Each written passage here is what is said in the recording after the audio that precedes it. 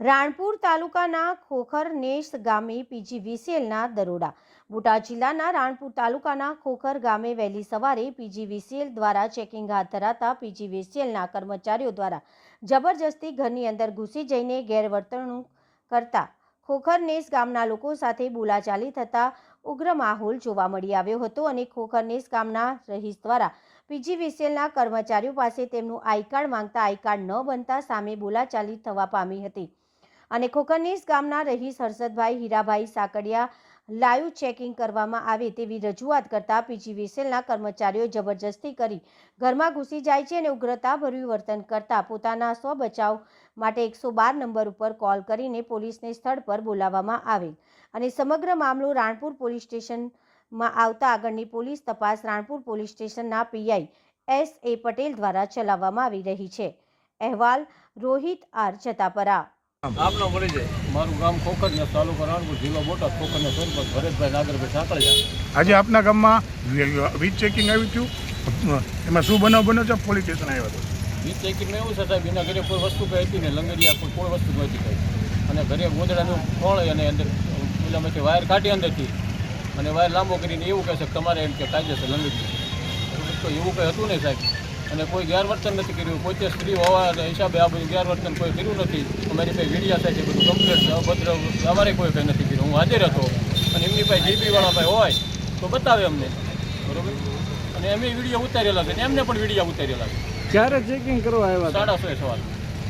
કેટલા જણા ચેકિંગ કરવા? ચેકિંગમાં તો 9 ગાડી હતી સાહેબ. આપની ઉપર પણ ફરિયાદ દાખલ થઈ છે તેવું જાણવા મળ્યું છે, એમાં શું કહેશો? એ અમારી ઉપર ફરિયાદ તો ખોટી ફરિયાદ એમને કંઈ પુરાવા આપે કે ગેરવર્તન કોઈ કર્યું જ નથી. હું પણ હાજર હતો અહીંયા અને સ્ત્રી હોવાનો ફાયદો ઉઠાવે છે. પરિચય? મારું નામ ભાવિક હર્ષદભાઈ સાંકળિયા, ખોખરનેસ ગામ, તાલુકો રાણપુર, જિલ્લો બોટાદ. આપને ત્યાં જે વીજ ચેકિંગ આવ્યું હતું, શું બનાવ બન્યો, શું વિગત છે? અમારે ત્યાં સવારમાં 6:30 ચેકિંગ આવ્યું હતું. હું અને મારા પપ્પા સૂતા હતા, મારી મમ્મી અને મારા બેન બે જાગતા હતા. સવારમાં 6:30 ચેકિંગ આવ્યું એટલે મારા મમ્મીએ પૂછ્યું કે તમે બે ભાઈ કોણ છો? એ બે ભાઈ ડાયરેક્ટ આવીને ઉપર ચડી ગયા. મારા મમ્મીએ પૂછ્યું તો એ ભાઈએ કાંઈ જવાબ ન આપ્યો. ગાટલા ગોદડા સૂતા હતા, એ બધા ખોળે નાખ્યા.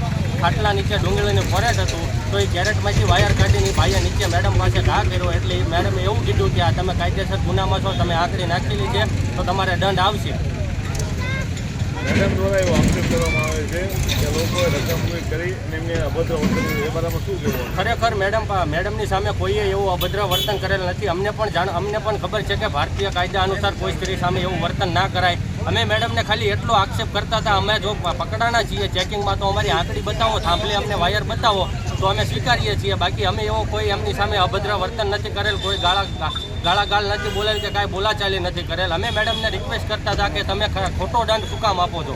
કાયદેસર થાંભલે આંકડી નથી તો દંડ શું કામ અમે ભરીએ? અને મેડમ ભાગતા હતા એ માટે અમે એમને રોકવા માટે આ પ્રયાસ કર્યો હતો, આડા ઊભા રહેવાનો. અને કાયદેસર અમે જો આવી રીતના અભદ્ર વર્તન કર્યું હોય તો અમે 112 બોલાવીએ. શું કામ પોલીસને શું કામ બોલાવીએ? અમે જો આવું વર્તન કરવું હોય તો પોલીસને શું કામ બોલાવીએ? પોલીસને તો અમે અમારી સુરક્ષા માટે બોલાયેલ છે, તો અમે શું કામ એવું વર્તન કરીએ? ઓકે. નમસ્કાર મિત્રો, હું ફિરોઝ ઈરાની આજે તમને એક નવી વાત કરવા આવ્યો છું. દીવ મિરર ન્યૂઝ જોતા રહો, સબસ્ક્રાઇબ કરવાનું ભૂલતા નહીં અને શેર કરવાનું પણ ભૂલતા નહીં. સત્યની સાથે જોડાતા રહો. નમસ્તે મિત્રો, હું છું ચાંદની પરમાર. આપની મનપસંદ ચેનલ એટલે કે દીવ મિરર ન્યૂઝ ચેનલને લાઈક કરો, શેર કરો અને ફોલો કરો. અને હા, તેમાં દરરોજ તાજા સમાચાર જોવાનું ભૂલશો નહીં.